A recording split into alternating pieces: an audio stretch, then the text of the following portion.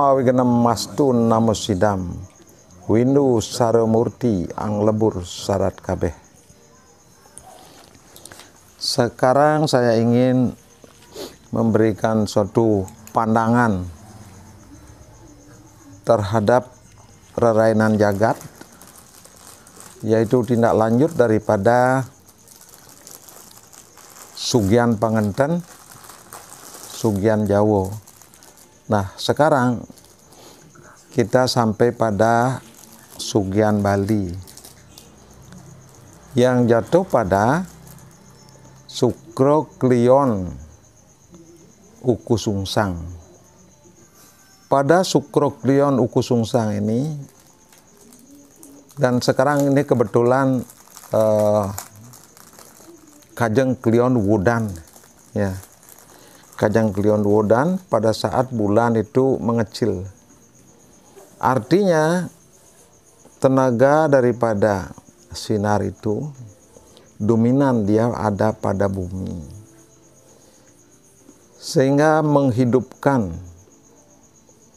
jasad-jasad renik yang ada di bumi. Itulah arti daripada Kajeng Klion Wudan. Nah, arti sesungguhnya daripada Sugian Bali.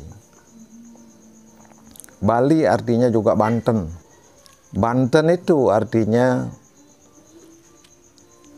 adalah lingga dan yoni. Lingga itu adalah suatu alat-alat yang kita pergunakan menjadi yadnya. Kemudian pada saat proses pembuatan yadnya itu, yoninya adalah kejiwaan kita. Sehingga kalau kita membuat Banten itu sudah otomatis perwujudan daripada lingga dan yoni. Nah, ini arahnya adalah keluar. Bila mana kita menggunakan yadnya, itu arahnya keluar. Keluar dalam arti ke Buana Agung, gitu ya. Nah, dalam proses pembersihan jiwatma, inilah diambil waktunya atau pada wasangnya pada Sugian Bali. Bali artinya balik juga. Bagaimana kita bisa membalik diri dengan sastra? Sastra lah sesungguhnya membersihkan diri kita dari sifat-sifat yang negatif, dari keraguan-raguan, dari ketakutan. Itu sesungguhnya sastra pembersihnya. Nah, sastra di sini ada dua pokok atau dua esensi yang kita gunakan sebagai metode untuk menuju pembersihan daripada sang jiwatma yang ada di dalam diri kita. Pandangan pokok itu indra iswara mimitaning jagat kabeh. Kemudian ditambah lagi dengan konsep yang sudah diabadikan oleh para leluhur kita, yang sudah sering saya katakan, sabdo wiyapara, sabdo langgeng, dan tutur jati. Kalau kita gabung menjadi 5 konsep dasar untuk membersihkan kejiwaan kita dari permasalahan hidup yang kita anggap negatif. Sekarang indra itu benar-benar anugerah daripada Tuhan,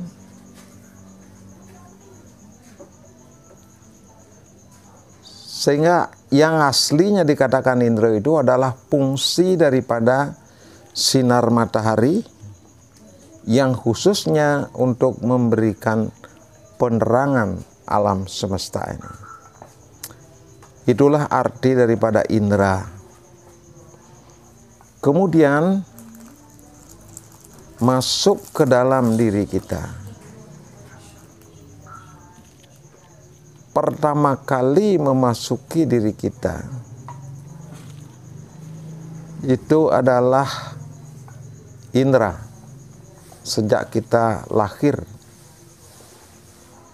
kita dimasuki oleh sinar matahari, walaupun ya, malamnya kita lahir, tetapi sinar matahari sesungguhnya masih ada di malam hari itu.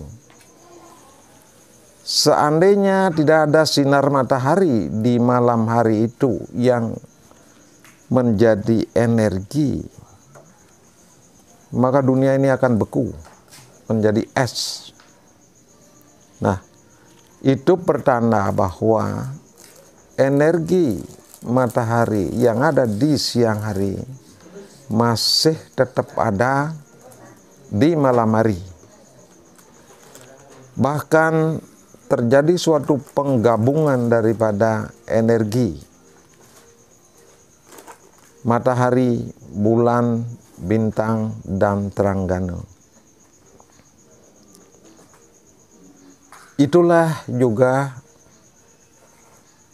yang menjadi indera kesemuanya itu bila mana di malam hari. Jadi bahasa indera di sini adalah dimensi fungsional daripada sinar itu. Itulah yang dikatakan indera. Nah, sekarang untuk membersihkan kejiwaan kita, bagaimana caranya kita mengembalikan panca indera yang sudah menjadi panca indria, sehingga dia akan kembali menjadi panca tanmatra. Jadi panca indera itu menjadi suci dia kalau dia kembali kepada panca tanmatra. Nah, pandangan kita menjadi kotor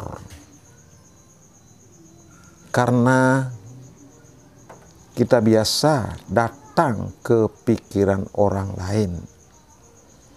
Bila mana kita memikirkan orang lain, itu artinya pikiran kita bertamu ke dalam pikiran orang lain. Oleh karena kita sudah mempunyai suatu patokan hukum,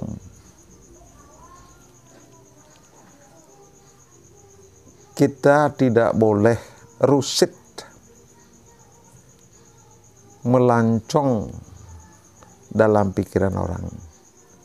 Bila mana kita melancong datang ke dalam pikiran orang lain, dia akan kembali ke kita. Tidak bisa diterima oleh pikiran orang lain. Nah, kembalinya itu sekarang orangnya yang bagaimana yang pantas kita datangi, kita kunjungi. Yang pantas kita kunjungi oleh pikiran ke pikiran itu adalah orang-orang yang berpikiran mulia. Jangan kita mendatangi, memikirkan orang-orang yang buta pengetahuan maksudnya. Inilah yang mempengaruhi kita, sehingga lama-lama kejiwaan orang lain yang kita pikirkan akan melekat di dalam kejiwaan kita. Di dalam Saroca Muscaya dijelaskan, bila mana kita bergaul dengan orang yang negatif, sama dengan kita berjalan di jalan yang penuh debu. Tidak terasa debu itu sudah melekat di dalam tubuh kita. Kapan melekatnya? Tidak bisa ditentukan detik-detik melekatnya debu itu di dalam tubuh kita. Nah, begitulah caranya kita membersihkan kejiwaan kita dari pola-pola pikir yang negatif. Jauh lebih penting kita membersihkan diri dengan sastra atau ajaran kebenaran. Walaupun sesungguhnya tidak ada orang melarangnya, kita mesti harus menyadari sendiri. Nah, ada orang melarang untuk kita memikirkan orang lain. Tidak ada orang yang melarang. Tetapi kita harus menyadari, sebaiknya kita dekat dengan orang-orang yang berpikiran mulia. Itu namanya indera. Nah, kemudian indera itu sebetulnya adalah bibit daripada pengetahuan, sehingga dikatakan pancetan matra, bibit yang sangat suci. Nah, setelah kita sudah besar, pancetan matra itu sudah dipengaruhi oleh indria namanya. Yang dimaksud dengan indria itu adalah suatu keinginan-keinginan yang tidak pada jalur kebenaran. Oleh karena kita dipengaruhi oleh ego,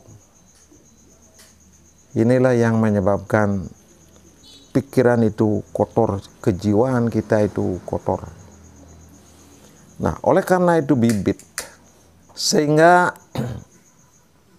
kita bicara pun, ini dasarnya adalah iswara. Iswara itu juga bibit. Makanya bila mana orang itu kolok ya, tidak bisa berbicara dia sejak kecil. Nah, karena dia tidak punya bibit iswaranya. Tidak mendapatkan bibit iswara, bibit ucapan. Tidak diberkati oleh Tuhan bibit ucapan itu. Nah, sehingga dia tidak bisa berbicara. Nah, kemudian kita yang bisa berbicara normal akan bisa kotor bibit itu bila mana tidak sesuai dengan kebenaran. Sehingga di dalam metodologi atau metode ucapan itu,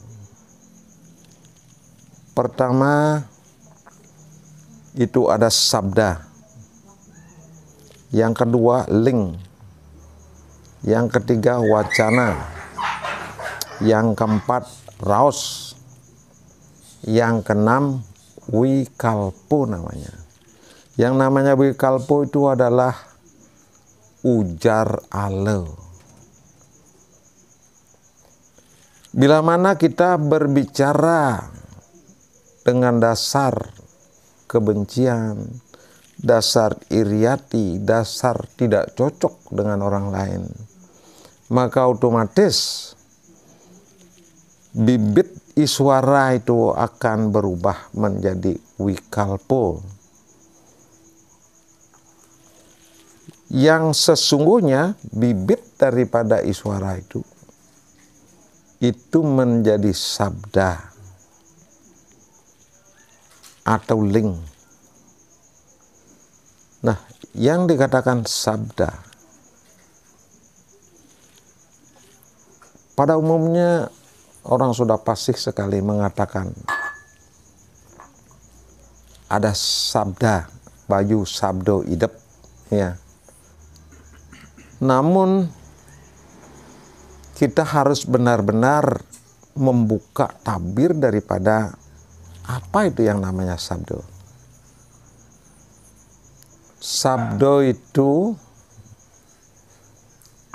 adalah intuitif. Sabdo itu adalah firasat. Sabdo itu juga adalah wahyu. Itu sabdo. Bila mana sabdo itu kita ungkap kepada orang lain, maka itu dikatakan ling.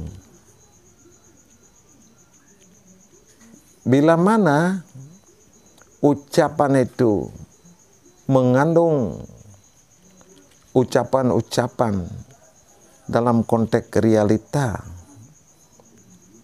itu dikatakan wacana. Tapi kalau kita berbicara tentang ling, tidak ada ucapan tentang keduniawian.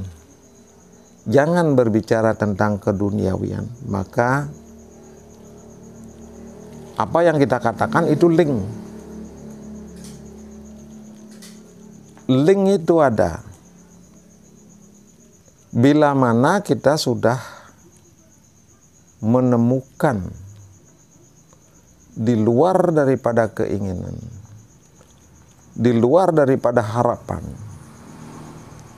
namun secara otomatis kita mempunyai ide yang baru. Itulah yang namanya firasat. Nah, sekarang intinya untuk bisa kita praktekkan apa yang telah saya ungkap tadi, yaitu tentang pencucian jiwa. Mesti kita lanjut sekarang dengan sabdo vyapara. Sabdo vyapara itu sesungguhnya adalah gerak tubuh yang tidak beraturan, yang bergerak tanpa kesadaran juga tubuh. Bisa jadi dan sering terjadi. Dan itu dikatakan kesadaran fisik. Fisik itu dia sadar bila mana ada sesuatu yang menghinggapi tubuh kita di luar daripada pikiran. Fisik itu akan sadar apakah itu menggaruk, apakah itu mengusap. Itu kesadaran fisik yang di luar kesadaran pikiran. Makanya disebut sabdo vyapara. Ya, itu disebut sabdo vyapara. Nah, selanjutnya ini kita harus betul-betul bilah dengan bilahan tadi. Tadi saya telah mengatakan apakah sabdo, apakah ling, apakah wacana atau raos. Ya. Kalau yang namanya raos di pengraosan itu adalah bahasan untuk mencari kebenaran. Itu baru namanya ngeraos. Bila mana kata-kata itu menggonyakan bahkan dengan kasar-kasar, itu tergolong wikalpo namanya, ujar ale. Nah, untuk tindak lanjutnya, agar kita bertemu kepada yang namanya sabdo langgeng, ini menjadi kunci dan menjadi patokan. Walaupun secara umum sudah biasa orang mengatakan, kita semua tidak satu dua gitu ya, kita semua terobsesi oleh kata-kata segala yang ada di dunia ini tidak langgeng. Kita sekarang di Winusaro ini harus sudah melangkah satu langkah ke dalam tattwa. Ya. Orang yang belajar tattwa, kalau bahasa sekarang kan dikatakan orang filsafat. Apapun yang dikatakan orang, jangan kita mudah percaya. Kita harus menemukan. Kita membenarkan apa katanya orang. Di dunia ini tidak ada yang langgeng.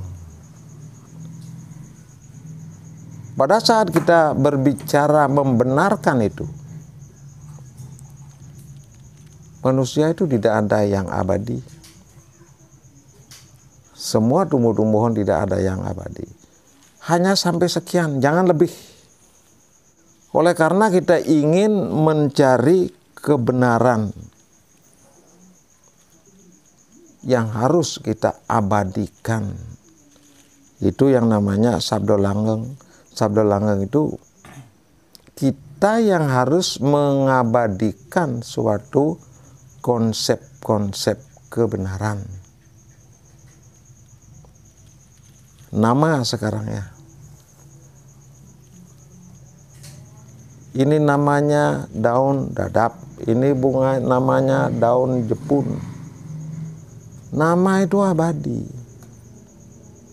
Ya. Ini namanya air, ya abadi, tetap orang itu akan mengatakan air. Dari beribu-ribu tahun pun nama itu adalah abadi. Kemudian oleh karena kita bergerak di bidang tattwa,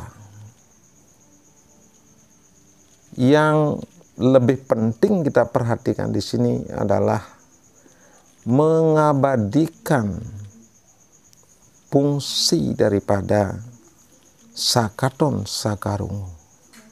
Terutamanya karena ini terkait dengan Hari Raya Galungan. Keabadian fungsi daripada air. Abadi itu biar 1000 tahun atau 1.000.000 tahun, air itu tidak boleh dipakai membakar, mesti dipakai membersihkan. Fungsional daripada api, mesti abadi fungsinya itu untuk memasak. Yang lebih penting lagi kita perhatikan, fungsi daripada angin itu untuk bernafas. Tidak percaya dengan fungsi angin untuk bernafas? Ya silakan aja. Oleh karena saya ingin membuka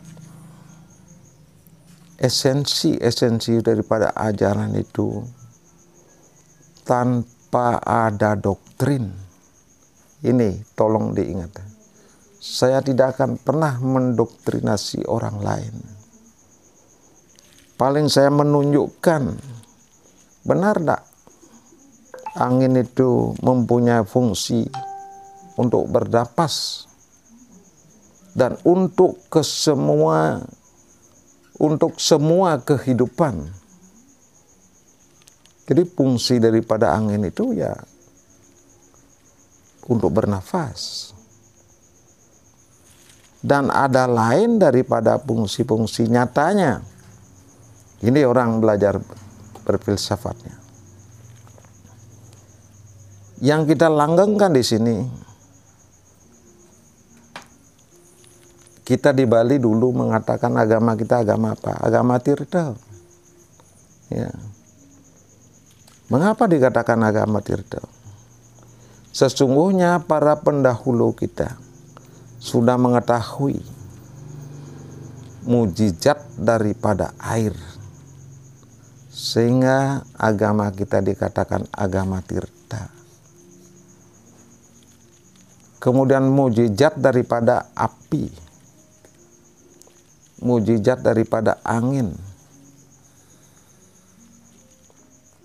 Inilah yang perlu kita abadikan. Ingat ini ya, Trilingga. Kita menggunakan konsep Trilingga. Yang nyata, dimensi 1, fungsi dimensi 2, dan mujizat fungsi 3, dimensi 3. Tetap ini Trilingga. Nah,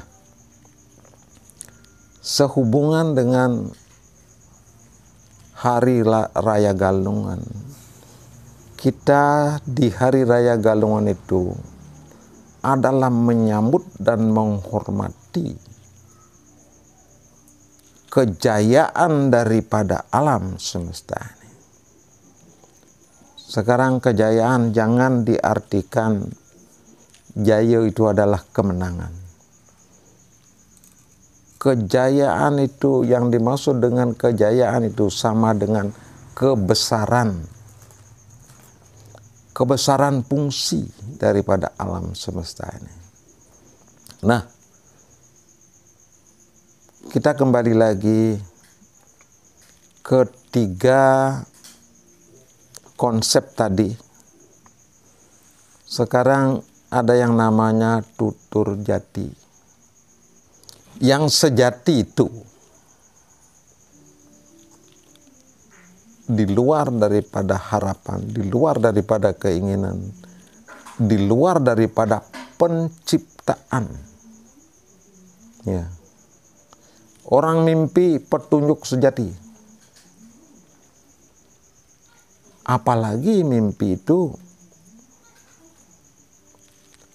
karena ada kasihnya Tuhan, karena ada anugerahnya Tuhan, karena anugerahnya para dewa, karena anugerahnya Ida Betara, karena anugerahnya leluhur. Ya. Ini yang sejati. Kita bilah sekarang. Yang tidak kekal itu apa? Yang tidak abadi itu apa? Adalah pikiran kita yang selalu berubah. Bila mana kita belum menemukan suatu kebenaran-kebenaran yang abadi. Padahal itu sangat dekat sekali. Sangat dekat sekali. Kebenaran-kebenaran itu. Dan abadi. Untuk apa kita punya kaki? Untuk apa kita punya tangan? Kita punya mata, kita punya telinga, hidung, mulut, perut.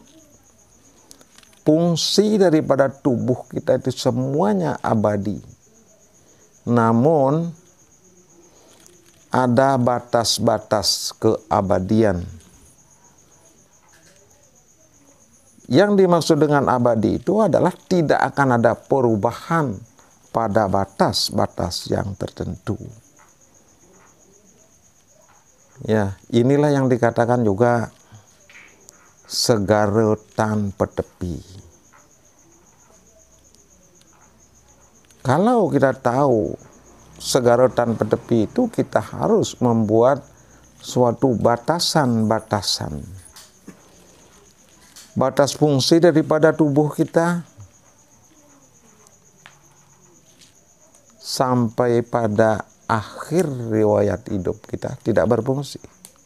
Kalau sudah akhir riwayat hidup kita, ya mandi pun tidak bisa, tidak berfungsilah tangan itu. Air pun tidak berfungsi pada saat itu untuk kita pribadi. Tetapi orang yang masih hidup memberikan fungsi sehingga kita dimandikan oleh masyarakat. Banyak manusia. Jadi ada batas fungsi selama kita hidup, dan juga ada pengetahuan-pengetahuan yang dikatakan tutur jati. Itu sepanjang waktu. Ini yang perlu dicari. Ada penemuan-penemuan yang tidak akan pernah hilang sepanjang waktu. Itu pun bisa diciptakan, jangan salah. Ya, saya berjanji dalam diri sendiri, saya akan selalu membawa budi pekerti, cinta kasih kepada semua kehidupan. Ucapan saya ini, janji saya ini abadi. Tidak akan saya rubah itu. Nah, kita sebenarnya bisa menciptakan. Kalau kita tidak bisa menciptakan yang benar dan baik, maka kita ini tidak benar-benar bagian kecil daripada Sang Hyang Widi. Sehingga bahasa Atman Brahman Aikyam ini tidak berfungsi. Ya, kalau kita bisa menciptakan suatu ketetapan hati seperti itu, berfungsilah ucapan itu. Ya, ini yang paling penting saya sampaikan. Ciptakan konsep-konsep yang benar tanpa batas waktu. Saya berani berbicara seperti itu karena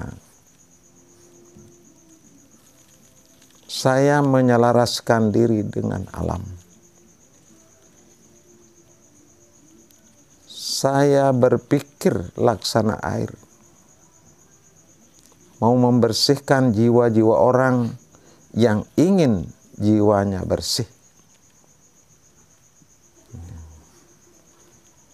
Saya akan fungsikan diri saya laksana matahari. Bila mana ada orang kegelapan yang ingin dirinya diterangi. Ini tolong perhatikan batas kata-kata saya. Saya tidak akan menerangi orang yang gelap bagaimanapun bila mana dia tidak ingin menerangi dirinya. Bagaimanapun kotornya jiwa orang lain, saya tidak akan mau membersihkan bila mana dia tidak mempunyai keinginan untuk membersihkan jiwanya. Saya laksana angin, memberikan dorongan, memberikan spirit kepada orang-orang yang ingin berusaha, ingin mensejahterakan dirinya, ingin menyelamatkan dirinya. Saya laksana angin, memberikan dorongan orang-orang yang mau meningkatkan kualitas dirinya. Nah, inilah pembersihan daripada jiwa. Kalau kita tinjau dari sudut pandang filsafat, dan ini lebih kepada ke dalam diri. Kemudian untuk keluar, yang perlu saya sampaikan dan dilaksanakan pada Sugian Bali, yaitu Kajang Klion Wudan. Kita harus menyadari, dari dulu kebiasaan di Bali beternak itu menjadi cangkingan. Ya. Sarwo Maria, Sarwo Mantiga. Sarwo Maria itu adalah lahir dengan ari-ari. Itu juga dia mempunyai bebutan, buto salewah, buto rudira, buto kekawah, buto ari-ari. Dan yang Sarwo Mantiga namanya, itu berbeda namanya. Kekotoran daripada ayam yang menelor nih, yang menelor itu tidak termasuk dia dalam 4 nama tadi. Dia disebut Buto Taruno, yang kesamanya dengan Buto Ari-ari, karena juga tetap ini arti daripada kotoran pertama dari pitik atau bebek setelah lahir, itu dikatakan Buto Taruno. Nah, sehingga para pendahulu kita memang sudah mencatat, sudah tahu betul, bahkan sudah menjadi catatan yang abadi. Kalau yang dari Mantiga, Sarwo Mantiga,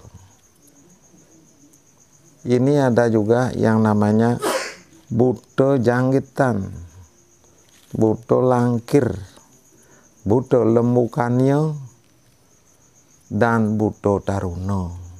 Ini asal yang namanya Buto itu adalah perubahan hidup yang disebabkan oleh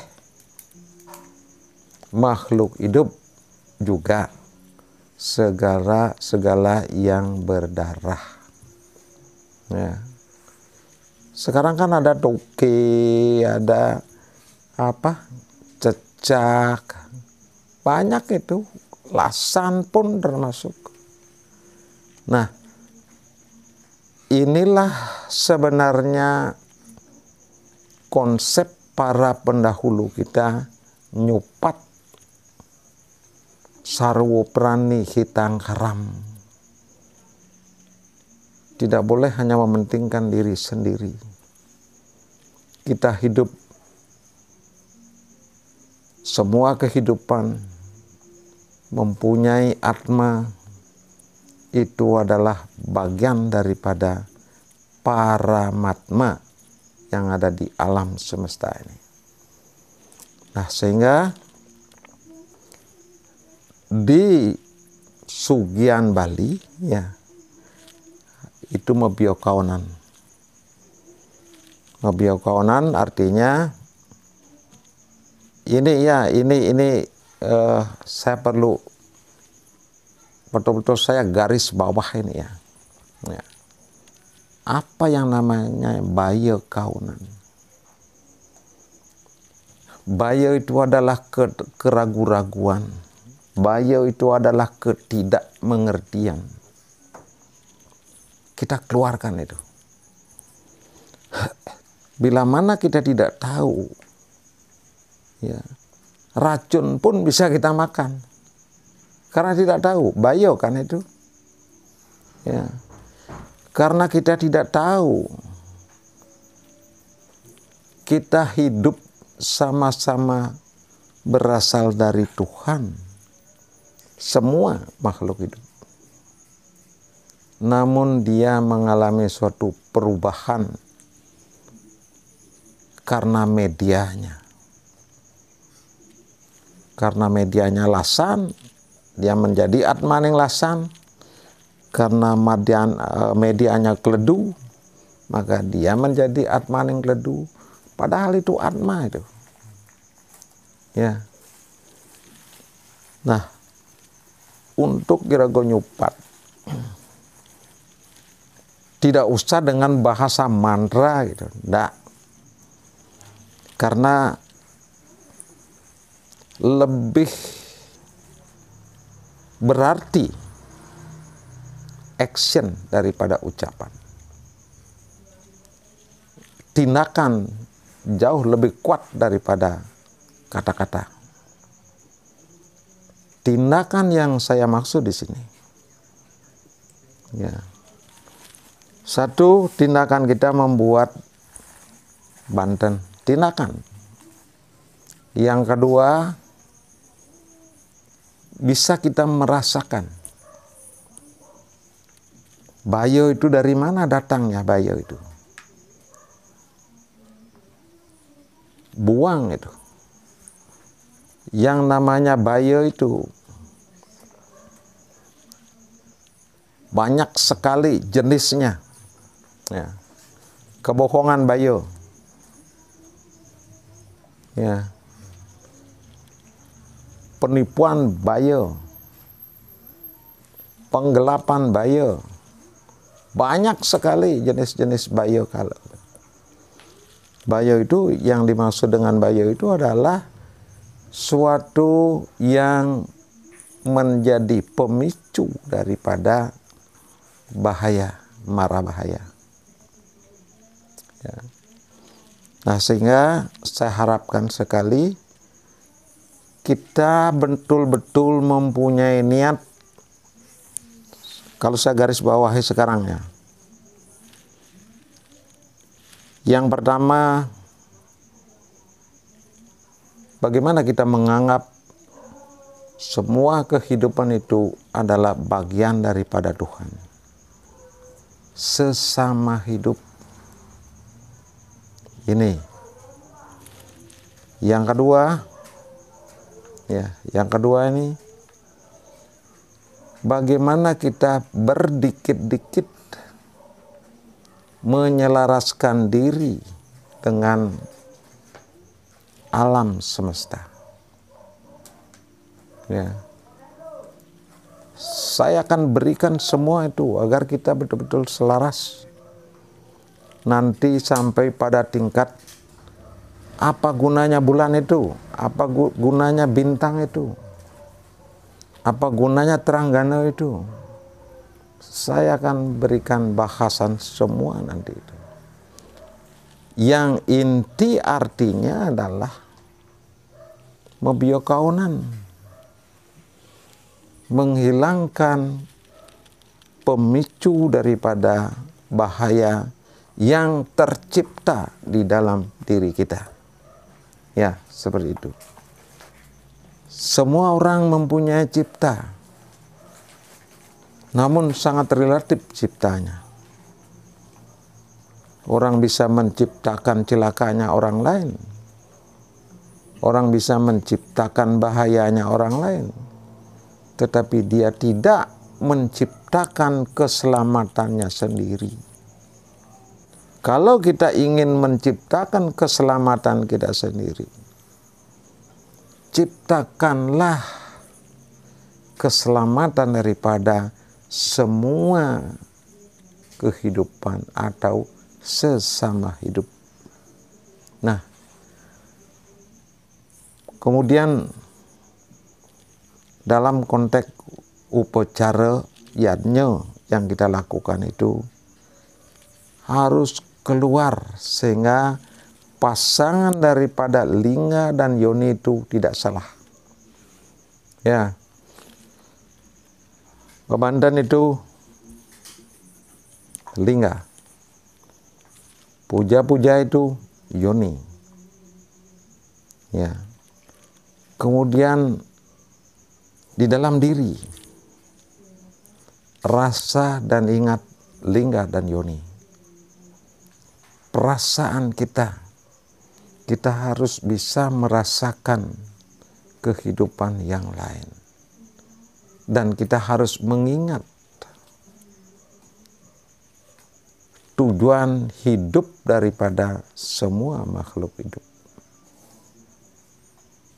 Yang saya garis bawah di sini.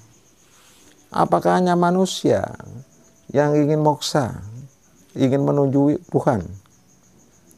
Tidak, semua kehidupan. Cuma dia berbicara tidak. Ya, bedanya cuma dia tidak punya ideologi sama. Binatang pun ingin moksa. Bisa kita tunjukkan buktinya. I can show evidence about that. Gitu bahasa Inggris. Ya. Kene beluang, metapo ya. Saya tahu. Yang kalau tumbuh ya kene batisnya di akah. Lelipi, metapo ya. Saya tahu, pernah menemukan itu. Ular yang bertahun-tahun kalau dia sesat di gua, dia bertapa. Akhirnya setelah dia keluar dari lubang itu, akan ada banjir besar. Kemudian dia akan ke laut. Moksa dia. Semua sebenarnya bertujuan untuk moksa. Cuma sayangnya ular itu tidak bisa diajak berbicara. Kalau saja ular itu bisa ngomong, dia akan berbicara seperti itu. Nah, itulah kesadaran yang perlu kita tingkatkan berdikit-dikit.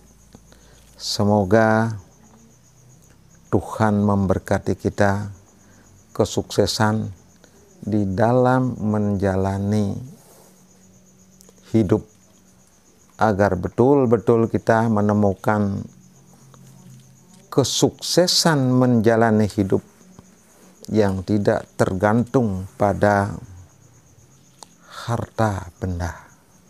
Nah, mungkin hanya sekian dulu saya sampaikan. Marilah kita berdoa bersama-sama. Semoga Tuhan memberkati kesuksesan dan kedamaian dengan Pramosanti. Om Santi, Santi, Santi, Om.